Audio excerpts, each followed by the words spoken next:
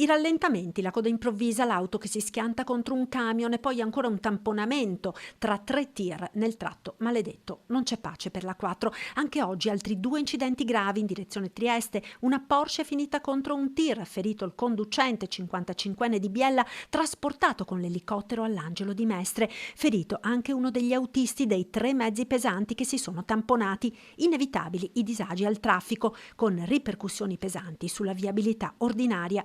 Un altro giorno nero dopo quello di ieri, con il tamponamento a Cestalto tra 5 camion, costato la vita ad un autotrasportatore croato di 23 anni, ma anche la viabilità ordinaria collegata alla A4 ha visto oggi un incidente che solo per un colpo di fortuna non ha avuto conseguenze per le persone.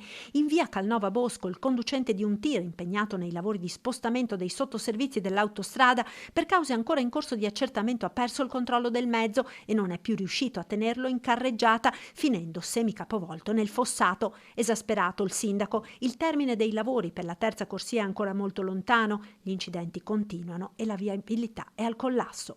Noi nel nostro territorio avremo 5 nuovi ponti sulla strada che verranno abbattuti e quindi nei prossimi 2 o 3 anni ci ritroveremo sempre questi camion che circolano normalmente sulle strade improprie in centro al paese, quindi servono assolutamente risorse, ma risorse anche per avere un vigile in più, perché attualmente ci troviamo che in organico dal prossimo anno avrò solo un vigile e grazie ai criteri praticamente di contenimento della spesa non posso assumere ulteriore personale. Da tempo lo chiedono le amministrazioni del Veneto orientale.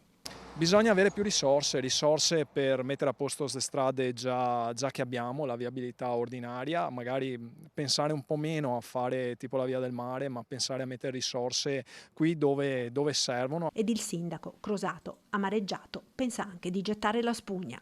Se non continua questa impossibilità di dare risposte ai cittadini, io l'ho detto ieri, rassegno le mie dimissioni. È inutile che rimango qui a fare un commissario che prende solo atto delle cose e non ho risorse per fare le opere.